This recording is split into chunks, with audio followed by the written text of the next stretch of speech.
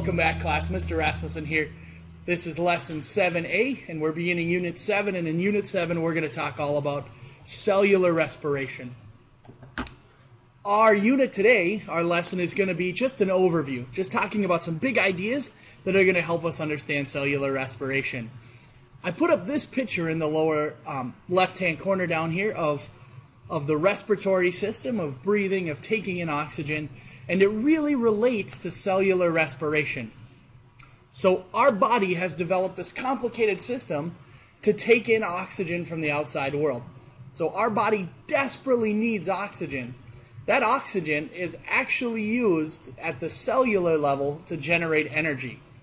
So when we breathe, we're doing it to generate energy. That's the only purpose for us breathing, is so that our cells can make energy. So cellular respiration is that breathing at the cellular level. Respiration at the cellular level. What the cells then do with that oxygen our body pulls in, and how they generate energy with it. Cellular respiration is this idea of harvesting molecules for energy. So we're going to take a glucose molecule, a sugar molecule, and we're going to pull energy out of it. We're going to harvest energy out of it. And then we take that energy and we store it in ATP.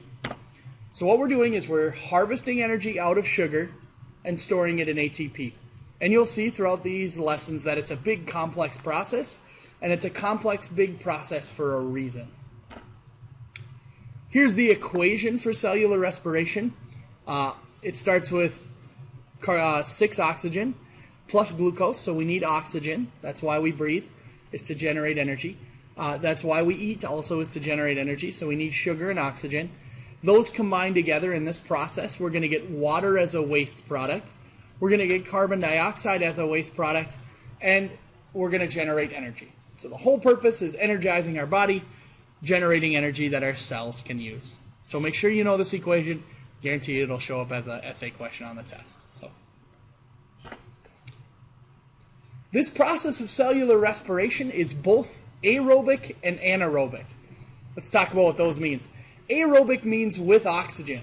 So cellular respiration has a part that's aerobic, that requires oxygen. So certain parts of this can't work without oxygen.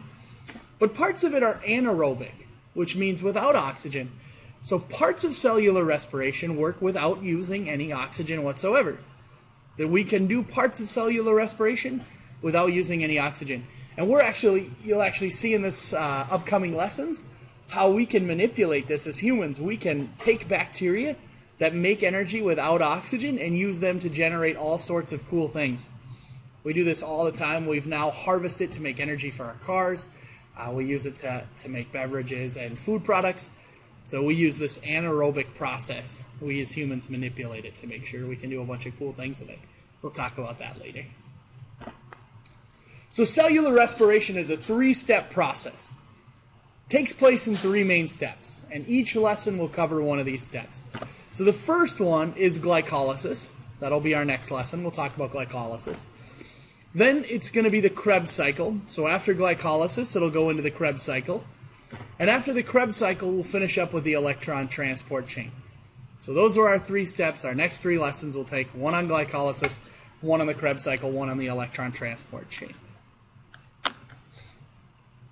Here's a picture, and I want to sort of blow this up for you, make it bigger. Just kind of an overview picture, so I'm going to take a look at that. Here is the whole overview of cellular respiration.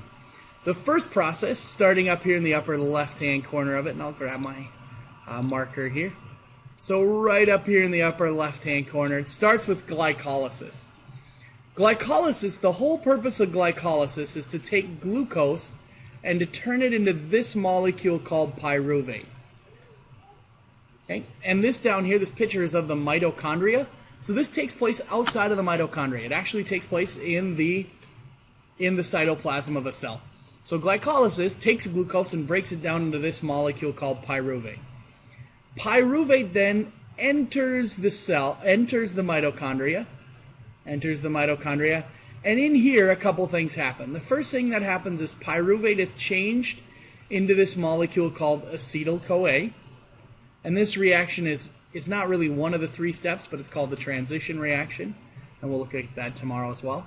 Then that acetyl-CoA is put into something called the citric acid cycle, or the Krebs cycle, and therefore we use this citric acid cycle to generate some ATP for us. Then, finally, we go up here to the electron transport system, or the electron transport chain, and that's the final step. So here's the steps. Step 1 here. This is like, this would be step 1.5. Down here is step 2, and out here is step 3. So those are our 3 steps we're going to talk about. You'll have to know what comes in, what goes out, where it takes place. Each one we talk about, there'll be a chart at the end. These lessons should be fairly short, so make sure you have a good understanding of each of them. So, why? Let's talk for a moment about this question of why. Why are there so many steps? Why don't they just do one step? Why does this have to take such a big, complicated process? We can take food, and if I had some food here, I'd show you. We can take food. If I take a cheese puff and I light it on fire, I am actually burning that food and getting the energy out of it. That's a really simple one-step reaction to get energy out of food. So why don't our cells use a simple reaction like this? Why don't they just light food on fire and get the energy out of it right away? The answer is this. Cellular respiration is very efficient. Cellular respiration wants to be as efficient as possible.